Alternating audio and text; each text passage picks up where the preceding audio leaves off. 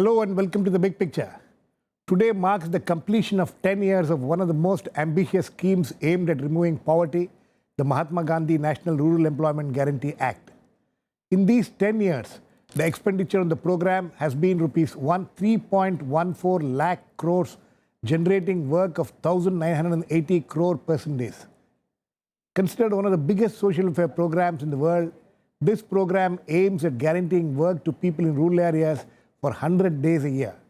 In these last 10 years, the program has arguably lifted many lakhs of people out of poverty, though many lacunae are still found in it. The present government, which was not initially enthusiastic about the program and had even shown some hostility, has however now hailed the completion of the decade of the scheme as a cause for national pride and celebration. Today we will look at how this flagship program of the UPA government has fared in the last 10 years and how it is poised to fare in the coming years and what remedial measures need to be taken. To discuss this, I have with me Usha Ramanathan, independent law researcher and social activist, Krishnbir Chaudhary, President Bharatiya Krishak Samaj and a member of the BJP, Nikhil De, Mazdoor Kisan Shakti Sangathan, and Nitin Sethi, associate editor of the Business Standard. Welcome to all of you. Nikhil, does the problems which were there in this scheme when this government took over, there was this fear that this scheme may not be continued and things like that. Is that fear over? Yeah, I think that big sense of fear that this government will undermine the entire scheme, which was, I mean, the Prime Minister's statement on the floor of the House that if the scheme runs, it will be run as a monument to failure. I think today marks a day where at least the government as a whole is coming round to saying that this is a scheme that's here to stay. It has delivered a lot. It is very important. It also marks a day when we've returned to a consensus. When this particular law was passed, there was not a single hand in Parliament that did not go up in favor of it. In between, there's been a lot of political one-upmanship, and that has been very damaging to this particular scheme because this is a program that has made a fundamental difference to people. It could make much more. And that's where we need to head today. So when you say political one-upmanship, what are you talking about? So I'm talking about just this. Which party has done what? Or why will it be made a monument to failure because it's a Congress monument to failure? Or where the problems are, instead of addressing the problems within the framework of something that is a part of our fabric now, our development fabric. So what we need to make sure is that let us identify the problems that exist. Let us try and overcome them. Let us even have an ideological debate about whether the scheme needs to lean one way or the other. But let us not get into this whether it's a Congress monument to failure or whether it's a BJP monument to failure. What we need to now understand, and I think we've got that opportunity today, to say that this is now something that is settled. And let's not get back into that old mode. And let's start evaluating governments on how they perform. Let us try and get people. But one very important thing today is that this scheme cannot run without money. It is a demand. It is the only law in the country, the first one to come about, that is not budget constrained. Right. It is not supply driven. And today there are 14 states without money. So today what we should have got from Mr. Jaitley, what we expected from the finance minister, he had promised 5,000 crores. At least that promise should have been delivered on. Because without that, the scheme cannot run. Without that, we are again talking in platitudes. So we can't move from a situation of one-upmanship to platitudes. We need to really concentrate on what needs to be done. Okay, put the money where it is necessary. Okay, Krishnbir Chaudhary, how do you look at this? Now, you think that your party has now come round to accepting that this is a scheme which does do a lot of good to a lot of people in this country? Yeah, employment should be given to everybody in the country. But we have to accept the reality that a lot of corruption problems occur in this scheme, in implementation. A lot of cases are there, have been registered in different states. For example, I can quote the Uttar Pradesh. Second, you can see the report of KEG.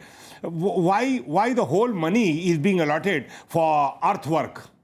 Why not for permanent infrastructure? There should be infrastructure should be there. It should be productivity should be there, and permanent work should be there by their use their skill in rural area. Poor people should work properly. Only they should not depend only on the temporary basis. And we have to accept that today. What are you saying? Sorry. What are you saying? That it should not be a temporary scheme. It should be a 365 days a year scheme, or what are you trying to say? The work should be given. Work should To be the given. This essentially the 100 days a year work is supposed to be given here. But not Are you that saying type, that it should be available throughout the year? but not that type of the temporary work. That you have to pit the digs and you have to fill the digs, and the Gaon Pradhan and the secretary and the bureaucracy involved and make a fraud in must rolls. I can quote the today's meeting. I was there in the Hapur district. There were 200 Gram Pradhan from district Bulandshahr, district Hapur and district Ghaziabad were there. And I raised this issue that why this has happened everywhere. It's not a question of regular. But yes, people get awareness and they are agreed that there should be a permanent infrastructure work should be there. It should not wasted money on earthwork only. Okay. Usha, what he's trying to say is that this scheme has just become digging a pit and filling the pit. Is that the scheme is all about? What was the primary objective of this scheme? I think maybe there's some kind of a misconception about what's happening in the field. Because if you look at why this law came in, first of all, I found when Nikhil was talking, I was thinking that this law was neither a Congress law nor a BJP law. It is something that it's one of the few laws that has come in because there was groundswell asking for this, because people are getting left out of this whole development process. There are multiple people. We were returning to a stage where we are saying prosperity on the one hand and saying that large numbers of people are deep and steeped in poverty. And we were trying to get out of that. This is one way through which people were again being allowed to participate in state processes. One of the very important parts of this, one of the very important parts of this law and this scheme is that there should be participation, which doesn't just mean that people go there to do their work. They are people who own the project. And that's something that governments find very difficult to understand. And therefore, the kind of participation that's allowed for local populations has had to be something that they wrest from the state. So these questions of, when initially they said, oh, there is a lot of corruption, the money is just leaking through. So they said, open bank accounts. Everybody opened bank accounts. Now you've gone and loaded on one thing after another on it. See, there are a series of things like work demand. When people demand work, they should be given work. That's part of what the state obligation is. That was what the whole thing was all about. Yeah, and that nobody should be in a position where they get left out, where this exclusion happens. This was a process of inclusion of a large number of people, and it was done at their demand for participative, for a participative way of running the scheme. So I think the government really needs to wake up to this, that this is not a state scheme. The state has to fund it, sure, the government has to fund it, but it is a scheme that is ground up and not top down. That's just because a law has been made, the law itself was a ground up legislation.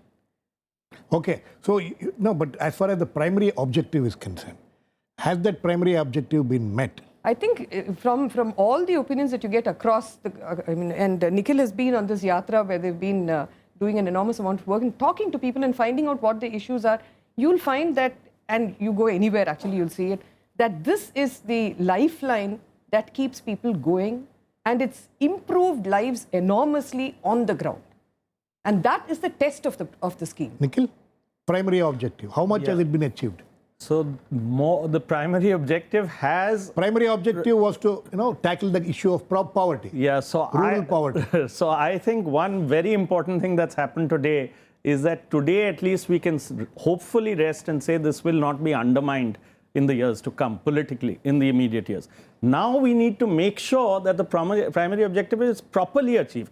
It is true that what it has done, and there are two things. One is where NREGA runs well, it has done great things.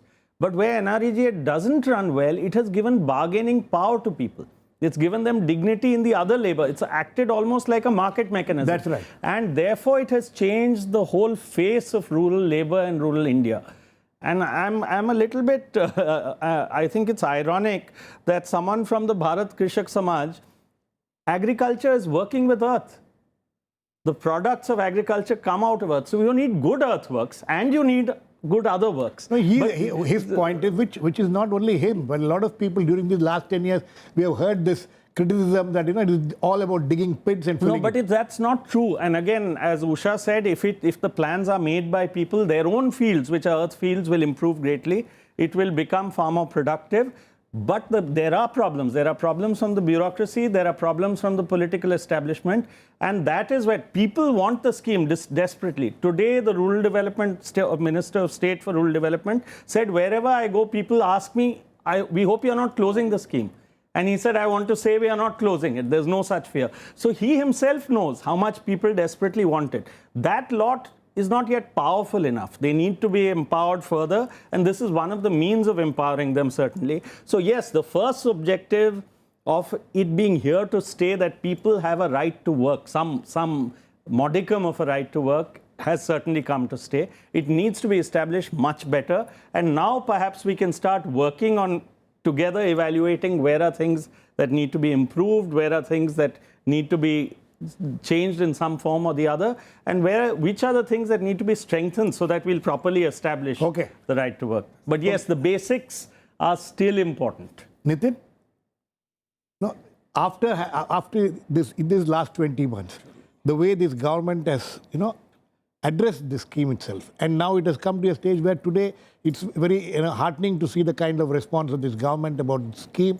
So you think that there is some positivity towards this scheme as far as this government is concerned, and as far as, but Nikhil was talking about funds not still being available. Why is it happening? Let me put it more metaphorically. You take a person who's walking, and last year you bludgeon him to the point that he lands in coma. And then over 6 months, you give him some lifeline medicine and he starts walking again. And you say, look, compared to last year, he's doing so wonderfully well. He's much more healthy. That's roughly what's happened with Manrega. This is what the government statement today says, that it has, in the last financial year, it's done much better than last. Revived itself. It's simply because last year they almost killed it. So now it's come back to a certain degree of revival. But both the things are this government is responsible. Absolutely. Yet, if you look at the fact, if you wanted to say why the scheme is not making the impact that it should have, it's the fact you should compare it with the amount of labor that is expected or being demanded by people compared to what's even now being produced. Now, the demand is there, but it's artificially suppressed in most cases. If you look at even the approved labor budget, which is an emasculated number, even that we're not meeting today. The finance minister in his budget speech last said, I'll provide 5,000 if I'm capable of. Now the law says, if there's a demand, you provide. There's no question of capable. I mean, somebody should have got up and say, are you breaking the law here? There's a demand. Are you artificially trying to find a way to make the law fail? Now, in this case, there is a demand. You've seen that states are writing, state after state is writing, saying it's a bad year. There's much more work we can provide. Give us the money. And the center is still saying, well, let's see, we did too much in the last 2 quarters. Maybe the last quarter, I don't want to do so much. Now, what it will do is, because there's a lag, eventually it will again squeeze down the demand, and then we'll again see a failing of this. Now, there has to be certain consistency because there's a lag between a signal that the center sends. There has to be a consistency, you're saying, but do you see that awareness, at least in the government? I think, yes, from the point... develop that kind of a consistency? I think it started from the point, I still remember in the Rural Development Ministry itself admitting that the Minister of Rural Development had caused psychological damage to the law. They said it on record. Now, from that point, yes, there is recovery. I think it's been a reluctant recovery on part of the government. As of now, I would still say there's a lot of playing around with words rather than saying yes. I mean, instead of saying yes, if there's money required, I'll give it. It should have been given today. Nikhil rightly saying it should have been given. In fact, they should have said, I promise 5,000. It seems like there's a demand of 7,000. I'll give you 7,000. Because the last quarter, if you remember, usually squeeze happens on the financial side. So it's clearly an indication. Two quarters they've done decently well, much better than they did last year. It's nothing to go to town about, but it's better than last year. The last quarter, we don't know where it's going. Frankly, it's still not a recovery to the point that last quarter of this year, we'll see it jumping up further than what it was before. Okay. Krishanbir Chaudhary, as a leader of the of the farmers movement, one of the things which was said about this scheme is that I remember one of the former agriculture ministers saying that because of this scheme there has been a lot of the rural wages have gone up. Agricultural laborers have started demanding more wages.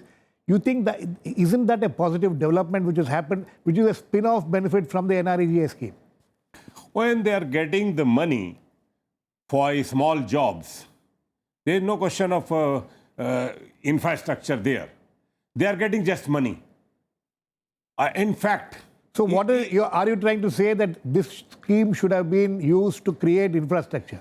a scheme should be attached with a skill development program. There should be a regular employment should be given, regular work should be given, and it should be productive, and it should be infrastructure growth should be attached.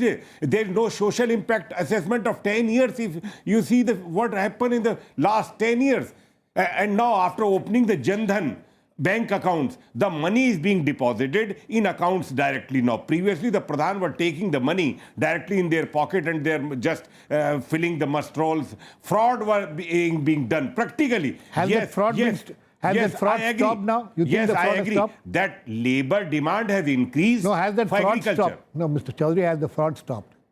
In the last 1.5 years or 2 years, has it stopped? After opening the Jan Dhan bank accounts, the money is being deposited now by the Pradhan directly in the work. But again, there is a problem that fake accounts are fair, but they are not working. Just Pradhan is asking that I will pay this money to you, and this. So what is the solution? What is the solution? Solution is one thing that the money should be maximum part of the money should be invested on material, on a regular permanent material, not on earthwork. The maximum money should be used there. Okay. Nikhil, how do you react to this? Yeah, No, but this complaint has been there that, Overall, it's a lot of taxpayers' corruption, money. It should be used in a proper way for the poor people. Proper way is what proper way? We'll have to think. So Chaudhary Saab, this is taxpayers' money and people working. It's a right to work scheme. It's an employment scheme. So we have to make sure that maximum money possible is going for people working. I agree that we should not have fraud and corruption. Absolutely. And this scheme more than any has other. that fraud and corruption What come happened to in an end? Uttar One Pradesh? second. The CBI have lot of cases in Uttar Pradesh. What happened in the Bihar Not just CAG Uttar Pradesh, report? there. No, Chaudhary Saab, there has been coal scams. Are we stopping coal production? There has been 2G scam. Are we closing down everything to do with mobile phones? So the question is actually that this is a scheme that has greater transparency, and because of that, people are finding out fraud. And this government should take action. The last government should have taken action wherever fraud is found. But the proper point is there is no scheme where there is no fraud. This scheme is allowing. One second. Sorry to intervene. Has the Jan Dhan scheme which he's talking about, has it led to improvement of this No, actually, situation? Jan Dhan has The already, bank account, right? So and linking it to Aadhaar, have all these things helped in curbing corruption in the scheme? That is the question. Right. So Narega had 10 crore bank accounts well before Jan Dhan. And all Narega money before any other scheme was going either into a post office account or into a bank account by law. So it is not that Jan Dhan or Aadhaar or any of them have improved. And Aadhaar is a potential disaster because so many people and those machines, and if someone were to only go to the ground level, and I think in UP, if it were to come tomorrow, Chaudhary Saab would see how much of it a problem it is, how few people manage to get their thumb impressions there. So all these other things we are loading on to. Certainly, it should go into bank accounts. It is going into bank accounts. Even then, as Chaudhary Saab says, there are certain amount of fraud cases where there are false accounts, where there is a collusion between the Pradhan and people. For that, this scheme has social audit as a provision, which is the only law in the world that has social audit as a provision. If we properly implement that, people will see things for themselves. They are best placed to monitor rather than anyone else. Government is the only one that can take action on it. So what we need for the next phase, as far as that is concerned, is to make sure that people who are raising objections are supported and action is taken on that, and social audit is implemented properly across the country. But Usha, the question is of creating durable assets instead of it becoming a digging scheme. That's what he's talking about. That's what even in the last 10 years we have heard this from many political parties, even others also. You think that is the way forward for this scheme? To create permanent assets. Girish, I can't have a discussion on Aadhaar, go on and not say something about it. So despite your question, I'm going to address this on Aadhaar. On 13th of August, On the UIDAI website, after refreshing it, you find that there is a thing called the Unique Biometric Competence Center, which they have set up, because the working population of this country, the nature and condition of the working population, makes biometrics a challenge. It is not, they are admitting there that they are doing research on it now. And this identity on Aadhaar is only one number linked with the biometric. If biometric doesn't work, there is no identity. So, you know, the way in which Aadhaar has proceeded is about marketing garbage as a solution. And that's why they're loading it onto this, but it's of no use to the scheme. Because I think from the beginning it's been said that by 2008, over 87% of the people, of the NREGA people, already had bank accounts.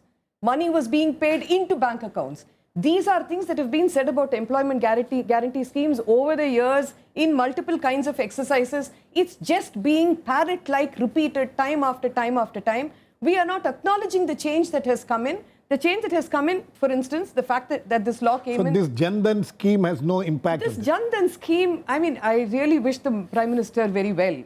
But I think it would do him well for him to just sit and look at what the tools are that he's planning to use for this Jan Dhan. You have banking correspondents who don't exist. You have machines that do not work. You have a biometric system that is not just untested, but after 5 years, 6 years, they are telling us that we know nothing about it. We are doing research on the population. Okay. What's wrong with us? Okay, we'll do a separate program on this. Yeah. But as far as permanent assets are concerned. On this, you know, I really find that it's tragic that after all this while, one of the major things that happened over the past 5 years was a battle over payment of minimum wages to people who are working under this.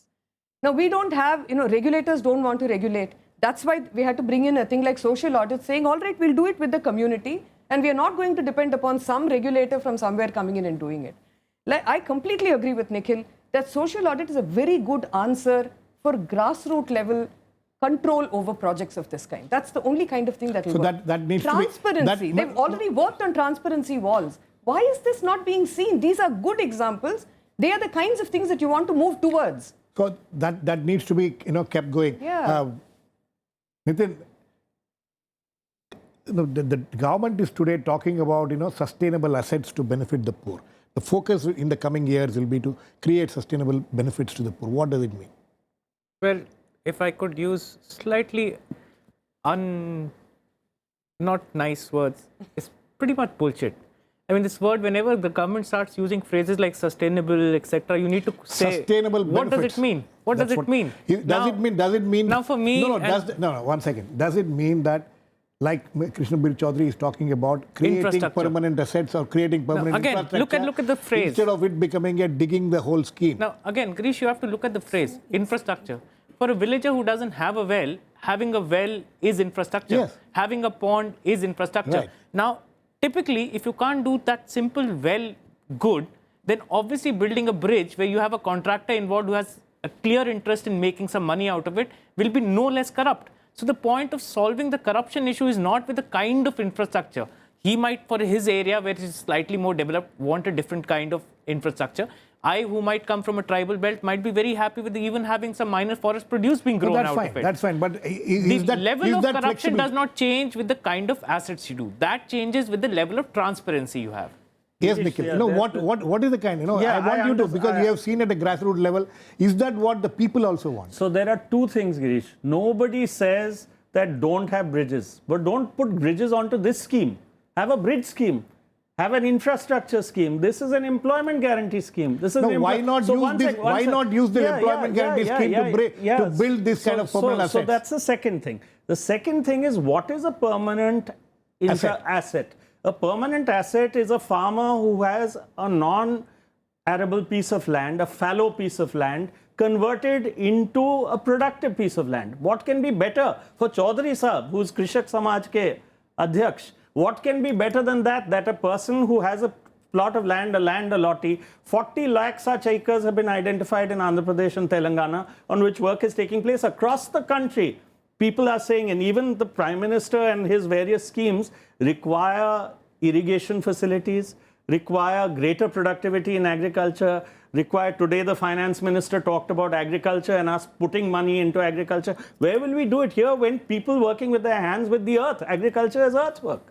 Earthwork for a permanent, for a well, for a farm pond, for something that allows water irrigation channels to take place, for people to be able to work, landless people to be able to work, to make the rural infrastructure better, to make school playgrounds, to make roads to places which have no connectivity my at all. question is this, Nikhil. Yeah. So are those How not much infrastructure? how much do the people have a say in what they want to do? So the kind of right. So that's a great question. Now the scheme and the program and the law requires that every program should actually be made in the Gram Sabha by people, the Shelfer project, including prioritization. The reality is, if the state government decides we want to do this, that's what's done. Or if the collector decides today we want to do roads, then roads are done.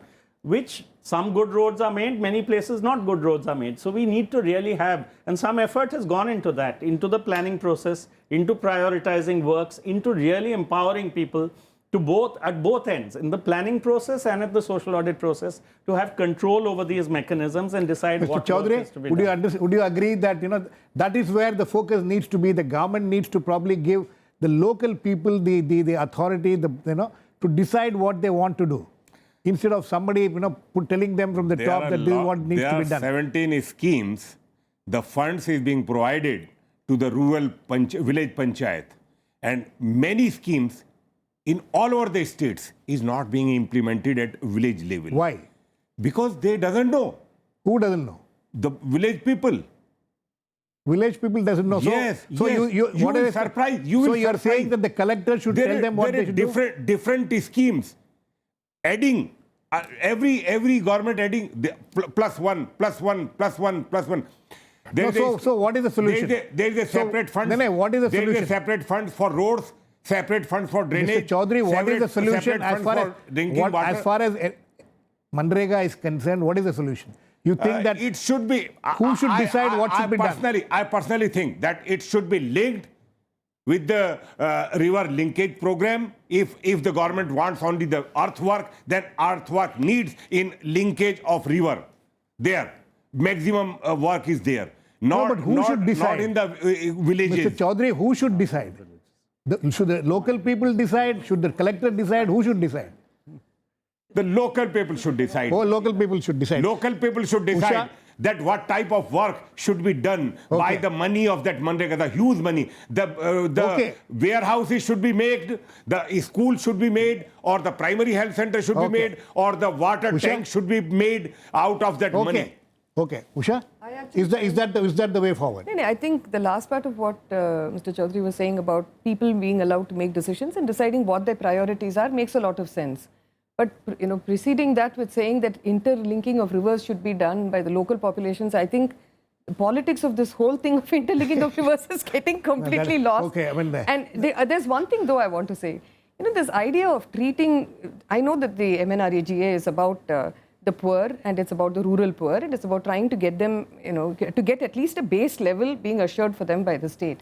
But one can't get so paternalistic and so contemptuous and disdainful about the ability of the local to understand the local. I think we should stop this. Absolutely. Okay, I think on that note, we need to end. The fact is that this is a scheme which has now been accepted by everybody, that is something which has done a lot of good. It can do a lot more good, as Nikhil was pointing out. Let's hope that this scheme will be improved in the coming years or coming months and years, and the government will give full support to it. Thanks to all my guests. Please keep watching. We'll come back with another issue, the big picture, same time tomorrow.